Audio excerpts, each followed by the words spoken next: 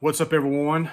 Welcome to Over 50 Vibes. My name's Jeff, and thanks for stopping by the channel. And I talk about a lot of different things on this channel and do some different things. But I'm in my 50s, and I'm just kind of sharing that journey as I'm going through my 50s, what I've got going on, what I'm doing, kind of what my plans are, the challenges that comes up with that, and different things. But there's something that has really been on my mind a whole lot for the last several years, and as I'm getting older, it is more and more important to me. I think about it more. I try to be more valuable with it, and that is time. Time is, something that once it's spent, it's gone. When you're younger, you don't really think about that a whole lot. And managing my time right now is something that I'm really trying to get a grip on. Because I've always been the type person, when I'm involved in something and doing something, that's all I want to talk about. That's all I want to do.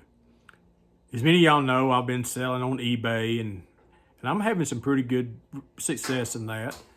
I've been doing YouTube, for about 8 or 9 years now, and that's doing okay. But what I find myself doing is giving one thing too much attention, sometimes not other things enough attention, and life gets out of balance. And sometimes I call it, you have to reel yourself back in and do a reality check, do a self-evaluation, ask yourself, why am I doing what I'm doing? Because the thing about myself, now this is my opinion, this is my experience, and you may can relate to this, is if I start leaning too hard one direction and everything, I start getting burnt out in that. It's not as enjoyable. It's not as pleasurable that it once was. And I am the type person, when I'm getting involved in something, I'm wanting to learn something, man, I'm wanting to get in there and dig.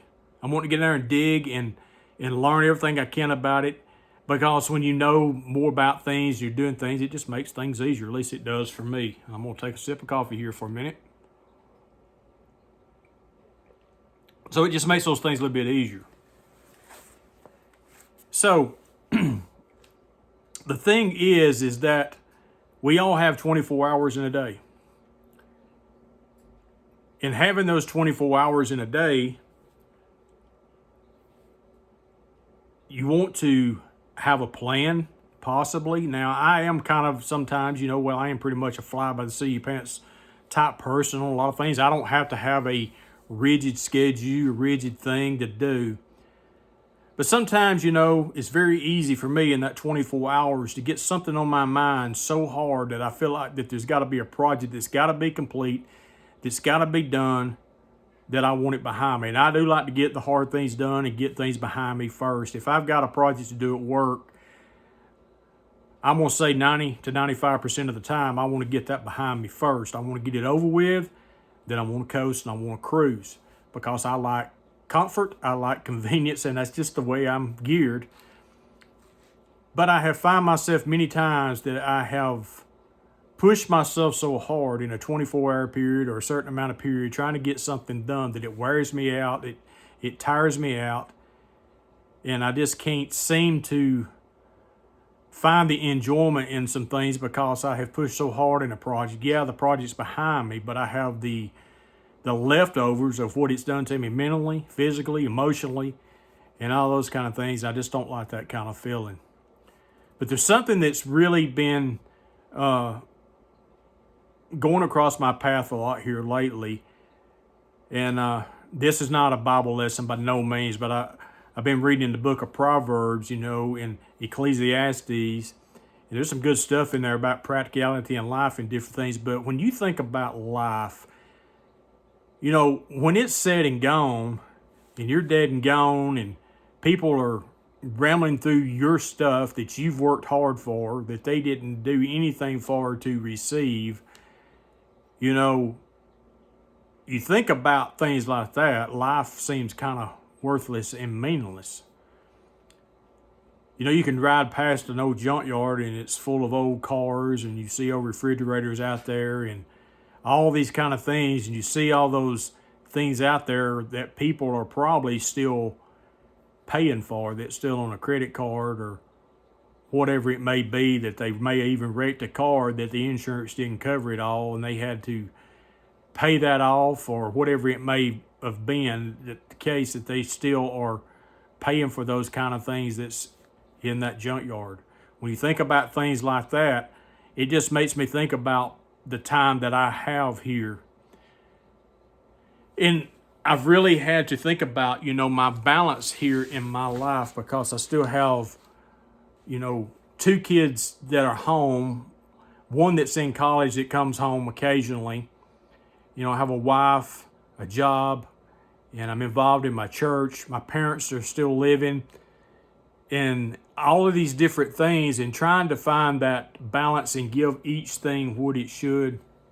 Give myself time for my Bible study and relationship with people, to give time that, to try to sell stuff online and to make YouTube videos, and to give some time for myself. I went through so many years of my life giving myself away to so many different things. My mind is continuously bombarded with what I got to do next, and the projects of things that are broken around the house, and the money not to fix those, and it can almost be overwhelming. It's called life. Life can be overwhelming. Well, with life being overwhelming, what it's done for me, now all these things I'm saying to you is my personal experience and my opinion. But what it has done for me in my life, it has stole a whole lot of my time, my 24 hours, my days, and my life. And I look back over some things of that, and I thought, what a waste. I didn't know why I was doing some things that I was doing. And I've really caught myself here lately that it's just been, I want to know everything about eBay. I want to learn how to do the taxes. I want to learn how to do the shipping. I want to learn how to source. I want to learn how to do all these different things. Well, the same thing happened with me when I started doing YouTube.